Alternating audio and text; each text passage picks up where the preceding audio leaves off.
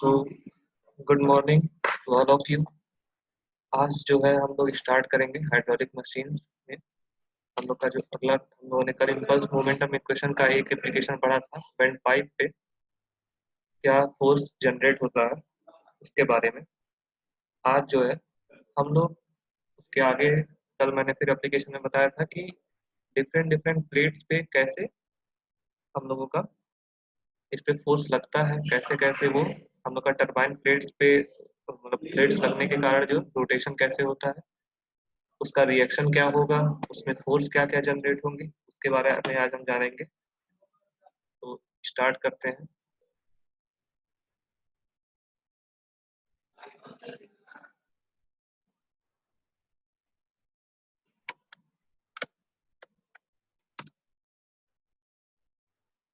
तो आज हम लोग स्टार्ट करेंगे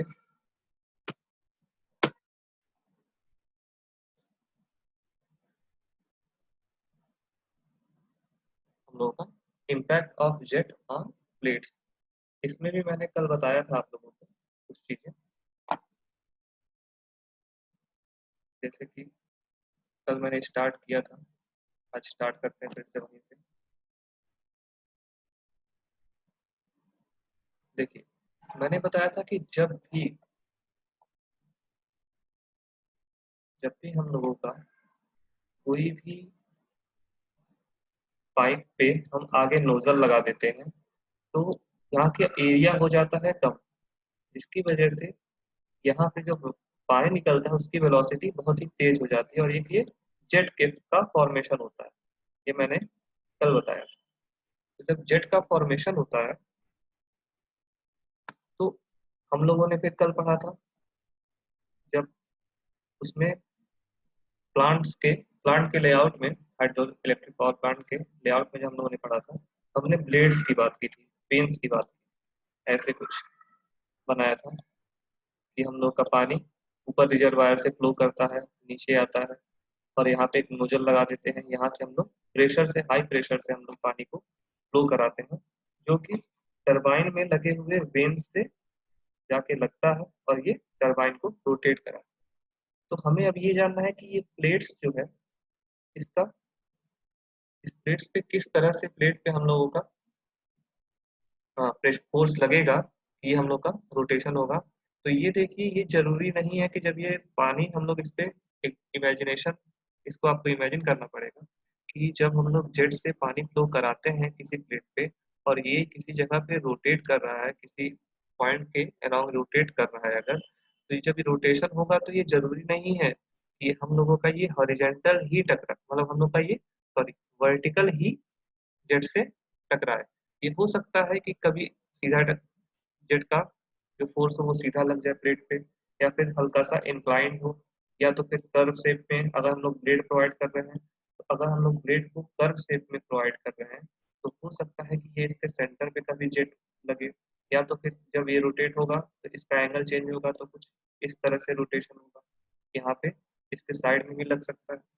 ये हम लोग को देखना पड़ेगा कि कौन से पोजीशन पे हम लोगों का किस तरह से लोड काम कर रहा है। ये भी हो सकता है कि हम लोगों ने जो प्लेट लगा रखी है, कभी कभी होता है इसको फिक्स्ड पोजीशन में हो। अगर ये फिक्स पोजीशन में है, एक जगह पे ही है कि पानी को डिफ्लेक्ट करने के लिए, तो हम लोग का ये फिक्स पोजीशन पे है तो इस पे सीधे जेट से अगर हम लोग पानी को प्रेशर से इस प्लेट पे लेके जाएंगे तो ये पानी को डिफ्लेक्ट कर देगा दो अलग अलग डायरेक्शन में। अब अगर जैसे फिर हम लोग क्या करते हैं, टरबाइन अगर रहता है, टरबाइन चूंकि रोटेट करता है तो उसमें हम ये कह सकते हैं कि वो क्या होगा, एक मूविंग प्लेट है। टरबाइन में एक मूविंग प्लेट की तरह से काम करेगा और एक हम लोग स्टेशनरी प्लेट के बारे में पढ़ते हैं। तो आज जो है हम लोग force exerted by jet on a stationary plate पढ़ेंगे। आज हम लोग इसके बारे में पढ़ेंगे। तो पहले तो स्टार्ट करते हैं कि जेट, हमने कल ये बताया था कि जेट होता क्या है। ये देखिए, हमने कहा था कि जब किसी भी कोई भी लिक्विड किसी भी आउटलेट पे अगर नोजल लगा हुआ हो, नोजल फिट कराया गया है किसी भी पाइप पे, किसी भी पाइप के पे आउटलेट पे अगर एक नोजल लगा दिया जाए तो उससे पानी जो होता है वो बहुत ही लिक्विड बहुत ही प्रेशर के साथ फ्लो करेगा, एक जेट का फॉर्मेशन करता है। इस जेट के फॉर्मेशन से जो लोड जनरेट होता है, उस लोड को हम लोग इम्पल्स मोमेंटम इक्वेशन से निकालते हैं। जो इम्पल्स मोमेंटम इक्वेशन या फिर न्यूटन के और सेकेंड लॉ से निकालते हैं। तो इम्पैक्ट ऑफ जेट के बारे में मैंने कल भी बताया था, आज भी बताता हूँ कि इम्पैक्ट ऑफ जेट होता क्या है। इम्पैक्ट ऑफ जेट ये होता है कि जब किसी भी प्लेट पे, या तो वो प्लेट स्टेशनरी कंडीशन में हो या मूविंग कंडीशन में हो, जब भी किसी प्लेट पे कोई भी फोर्स पानी के द्वारा बहुत ही तेजी से जेट द्वारा लगाया जाता है, तो उसे ही हम लोग इम्पैक्ट ऑफ जेट बोलते हैं। एक चीज यहाँ पे इम्पल्स मोमेंटम इक्वेशन की बात हम लोगों ने की है अगर, तो कल हम लोगों ने देखा था कि इम्पल्स मोमेंटम इक्वेशन क्या होता है। इम्पल्स मोमेंटम इक्वेशन जो था, हमने कल एक बैट और बॉल का एग्जांपल दिया था कि बॉल आती है बैट से जितने देर तक टकराती है वो एक बहुत ही छोटा सा टाइम इंटरवल होता है, इसी पे जो फोर्स लग रहा है उसी को ही हमें निकालना है।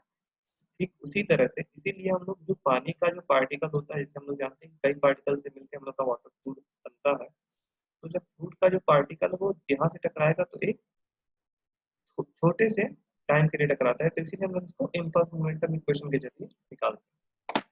आज हम लोग बात करेंगे तो इम्पल्स मोमेंटम इक्वेशन के जरिए हम लोग फोर्स ऑफ जेट निकालेंगे। तो इम्पैक्ट ऑफ जेट होता क्या है? इम्पैक्ट ऑफ जेट होता है वह फोर्स जो कि जेट के द्वारा किसी भी प्लेट पे लगाया जाए, और वह प्लेट वो क्या हो, वो स्टेशनरी या फिर मूविंग कंडीशन में। इसमें भी कितने तरह के, इसमें भी कुछ केसेस होते हैं। इसमें हम लोगों ने डिफरेंट केसेस होंगे।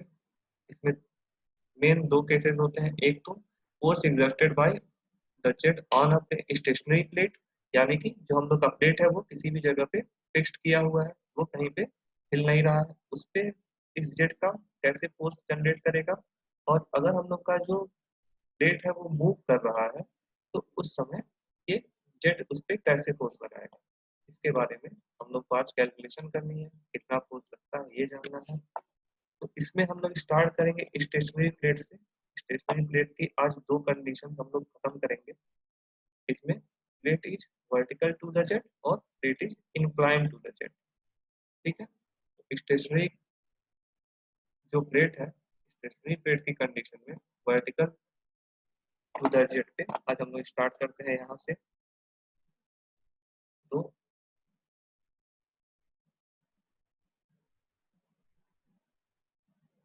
ये देखिए, यहाँ पे मैंने डायग्राम बनाया हुआ है। ये एक पाइप है, यहाँ पे एक नोजल लगाया हुआ है, यहाँ से आपको अच्छे से समझ में आएगा। हमने इम्पैक्ट ऑफ जेट की बात की थी। इम्पैक्ट ऑफ जेट क्या होता है कि जब भी किसी पाइप पे नोजल से हम नोजल लगा देते हैं, तो एक उसमें से एक क्या बोलते हैं वाटर बहुत ही तेजी से प्रेशर के साथ निकलता है। तो इसे ही हम वो जब प्लेट पे, किसी भी प्लेट पे जब कोई भी फोर्स लगाएगा, उसी फोर्स को हम लोग बोलते हैं, उसी फोर्स को हम लोग बोलते हैं इम्पैक्ट ऑफ जेट। तो यहाँ पे हम लोग जैसे देख सकते हैं, यहाँ पे एक पाइप से पानी फ्लो कर रहा है, यहाँ पे हम लोगों ने एक नोजल प्रोवाइड कर दिया है, और यहाँ से यही है हमारा ये पोर्शन। ये जो है हम लोगों का वो जेट है, जेट ऑफ वाटर जो हमने कहा। यहाँ पे ये नोजल लगा हुआ है, ये नोजल लगा हुआ है, ये पाइप से कनेक्टेड है। अब हम लोग यहाँ पे देखेंगे, इसमें देखिए कि जब हमने क्या कहा कि water coming out from the nozzle, ठीक है, water coming out from the nozzle strike a flat vertical plate. ठीक है, ये एक वर्टिकल प्लेट है, और ये जो वर्टिकल प्लेट है, ये वर्टिकल प्लेट जो है यहाँ पे कहीं पे मान लीजिए कि ये फिक्स्ड कंडीशन में है। फिक्स्ड होगी तभी स्टेशनरी कंडीशन में होगी, नहीं तो ये मूव करेगी। तो फिक्स्ड कंडीशन में है, तो हम लोग का जो यहाँ से पानी फ्लो करा रहा है, तो ये जो वाटर फ्लो कर रहा है, जेट जेट जो फ्लो कर रहा है, उस जेट की जो वेलोसिटी है वो हमारी कितनी है, इसकी वेलोसिटी हमारी v है।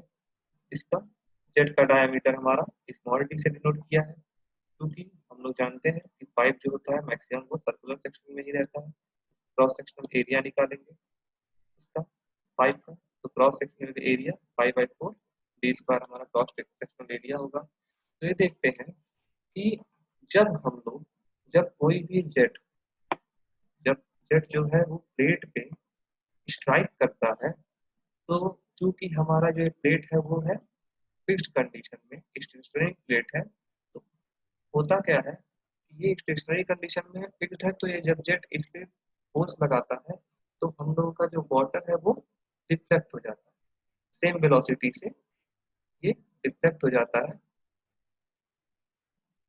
सेम वेलोसिटी से डिफ्लेक्ट हो जाता है दो अलग अलग डायरेक्शंस में। ठीक है, तो ये देखिए, ये मैंने यहाँ पे लिखा है कि जब स्ट्राइक करता है, जेट जो है जब स्ट्राइक करता है तो जो प्लेट होता है वो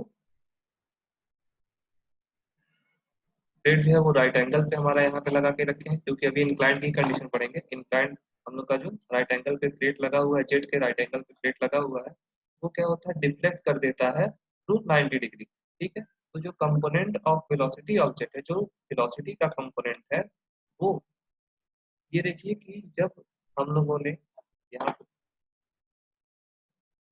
यहाँ पे हम लोग बात कर रहे हैं, ये हम लोग का प्लेट लगा हुआ है, ये हम लोग का इधर से पानी आ रहा है, तो अगर इसको हम लोग कंपोनेंट में डिवाइड करें तो इस डायरेक्शन में, क्योंकि ये फिक्स कंडीशन में है, तो इस डायरेक्शन में जो हम लोगों का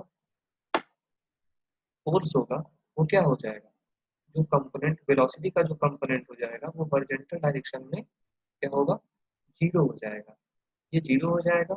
और जो ये प्लेट के अलोंग जो रहेगा हम लोग का पानी डिफ्लेक्ट हो जाएगा।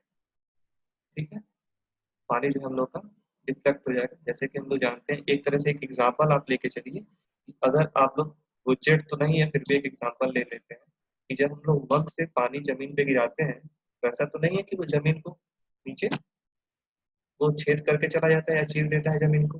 वो होता क्या है कि वो पानी जमीन पे, मान लीजिए ये जमीन है हम लोग का, एक प्लेट, यहाँ पे हम लोगों ने पानी गिराया, तो क्या होता है, पानी हम लोग का ये जमीन पे फैल जाता है। ठीक है, यही चीज सेम कंडीशन यहाँ पे जमीन पे पानी हमारा तरह से फैल जाता है, वही सेम कंडीशन है। तो इस डायरेक्शन में जो हम लोगों का वेलोसिटी का जो कंपोनेंट होगा वो जीरो हो जाएगा। और इसके बाद हम लोग क्या करेंगे कि फोर्स निकालेंगे, force exerted by jet on the plate in the direction of jet।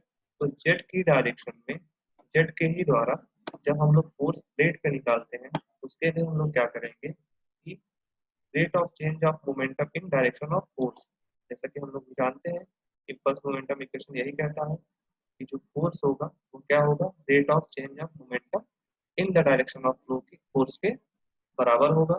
तो ये निकालेंगे हम लोग, तो initial momentum minus final momentum upon time हम लोग निकालते हैं ये। अब हम लोग आगे आते हैं,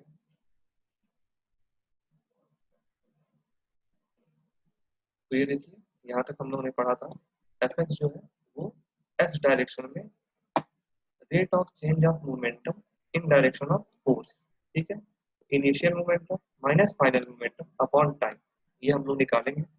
ये देखिए कि उसके मोमेंटम के लिए क्या होता है, mass mass into initial velocity, mass into initial velocity.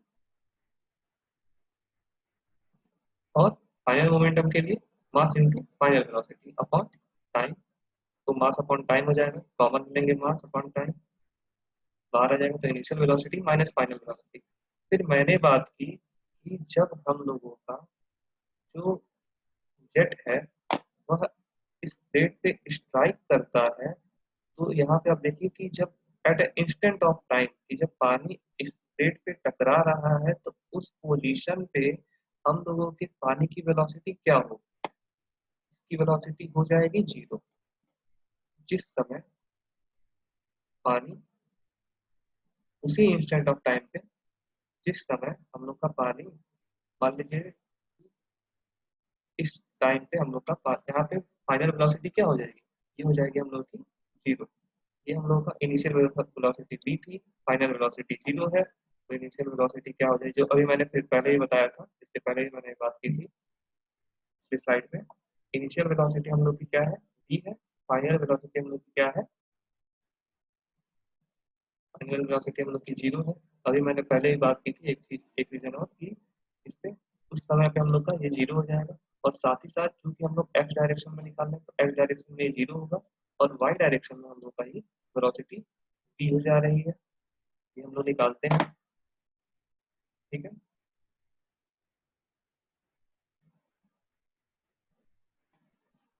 तो इनिशियल वेलोसिटी हमारी क्या है, v है। फाइनल वेलोसिटी हमारी क्या है, ये है फाइनल वेलोसिटी। फाइनल वेलोसिटी हमारी 0 है। मास अपॉन टाइम, ये क्या होता है, मास अपॉन टाइम हम लोग निकालेंगे, तो मास अपॉन टाइम हमारा हो जाएगा रो ए वी। ठीक है, रो ए वी हमारा मास अपॉन टाइम की यहाँ पे हम लोग लिख देंगे। ठीक है, तो अब देखिए उसके आज हम इसको मल्टीप्लाई करेंगे तो क्या होगा, v, ये तो 0 जब मल्टीप्लाई करेंगे तो रो ए वी स्क्वायर हो जाएगा। अब ये देखते हैं, यहाँ पे दो कंडीशन बन गई। यहाँ पे हमने कहा है कि initial velocity minus final velocity.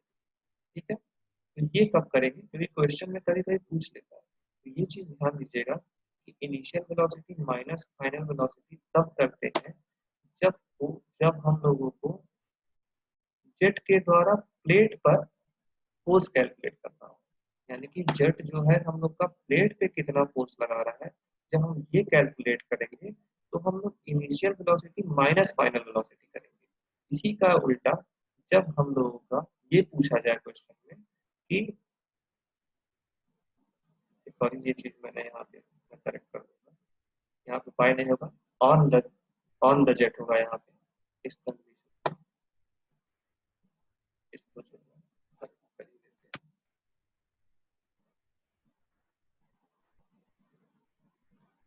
ठीक है, ये ऑन द जेट होगा, बाय द जेट नहीं होगा वहाँ पर। ये फाइनल वेलोसिटी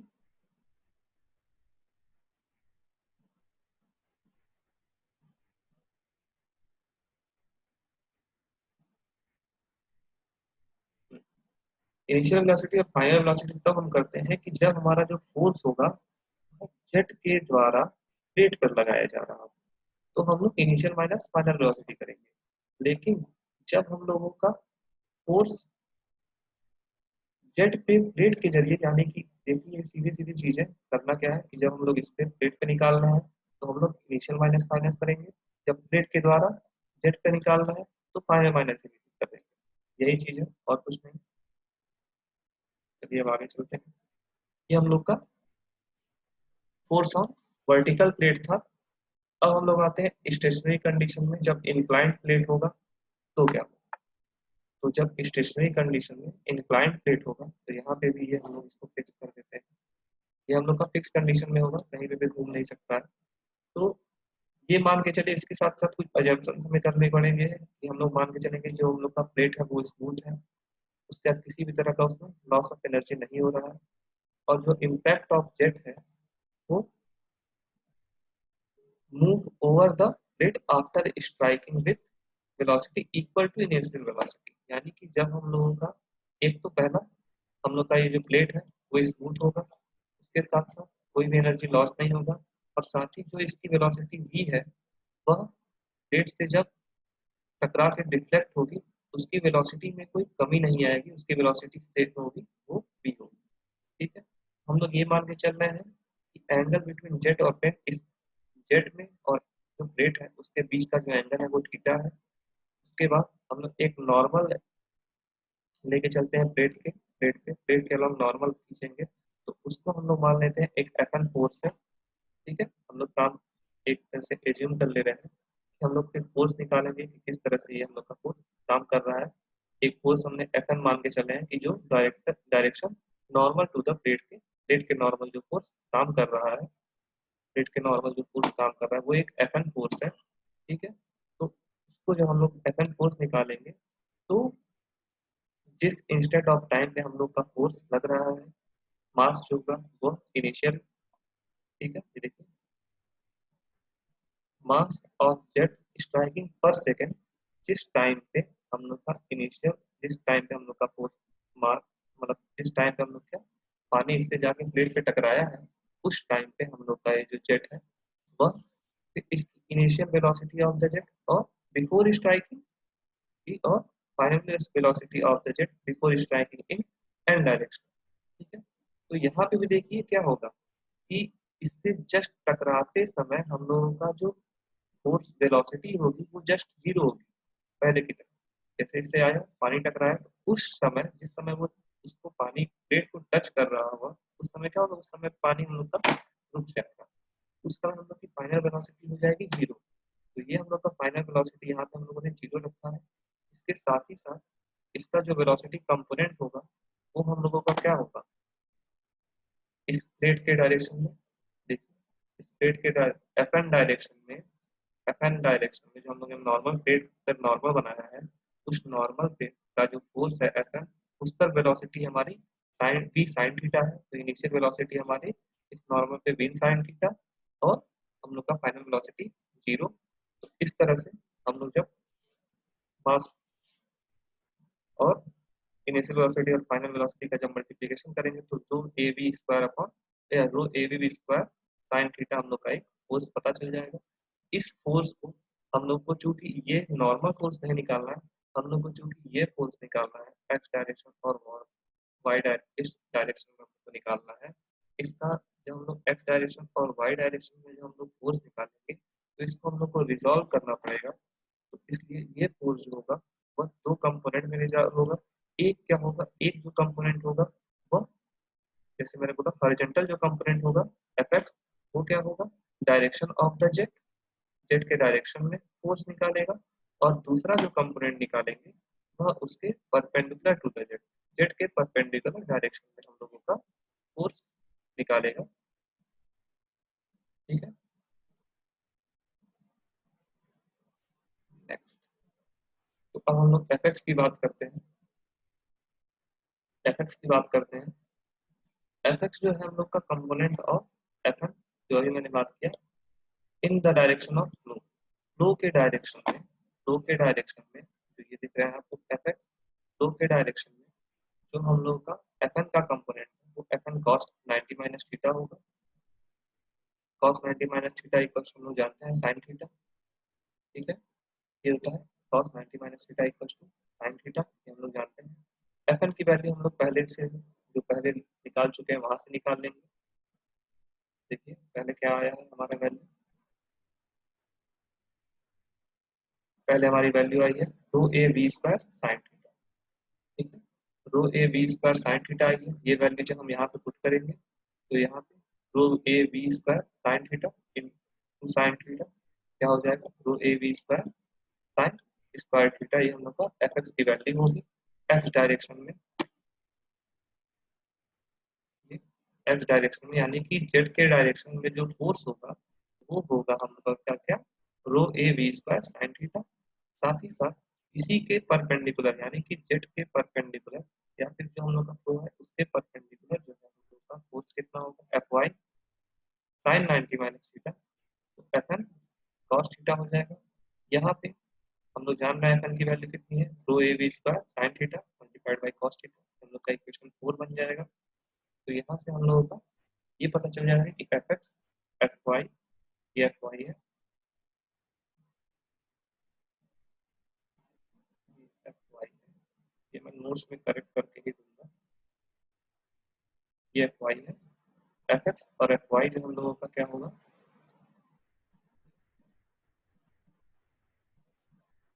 एफ एक्स और एफ वाई हम लोग का यहाँ से rho A B square sine theta cos theta हो जाएगा। अब हम लोग बात कर रहे हैं तीसरी कंडीशन।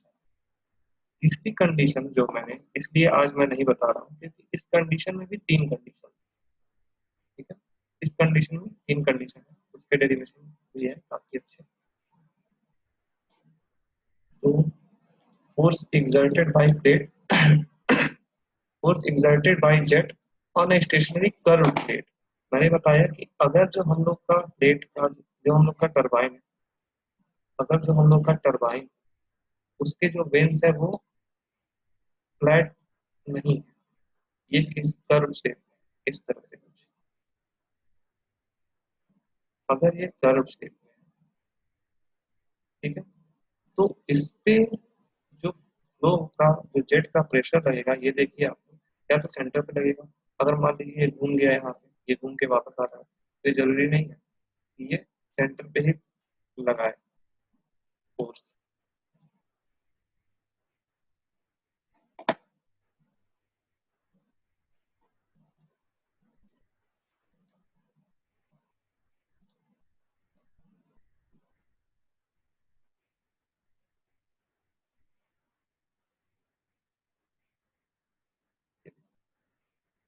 ऐसे मैंने बनाया था।